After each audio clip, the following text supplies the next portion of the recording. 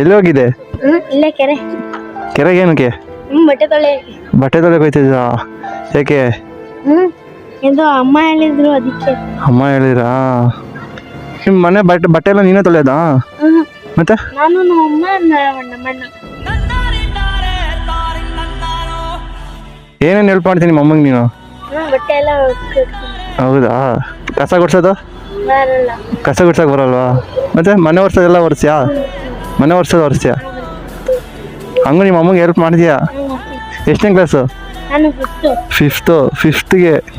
ಈಗ ಬಟ್ಟೆ ಹೋಗಿ ನೀನೇ ಒಗೆಯೋದ ಈಗ ನಿಮ್ಮ ಅಮ್ಮನ ಜೊತೆ?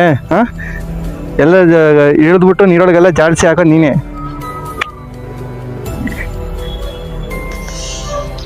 ಫಿಫ್ತ್ ಕ್ಲಾಸ್ಗೆ ಅವ್ರ ಅಮ್ಮಂಗೆ ಅಷ್ಟು ಹೆಲ್ಪ್ ಮಾಡ್ತಾನೆ. ನಾನು ಇನ್ನೂ ಸೆಕೆಂಡ್ ಇಯರ್ ಮುಗಿಸಿ ದೊಡ್ಡವನಾಗಿದ್ದೀನಿ. ನಾನೇ ನಮ್ಮ ಅಮ್ಮಂಗೆ ಇನ್ನೂ ಕಸ ಗುಡಿಸು ಅಂದರೆ ನಮ್ಮಮ್ಮ ಹೇಳೋದ ಸಾಕು, ಹೋಗಮ್ಮ ಅಂತೀವಿ. ಹಾಂ,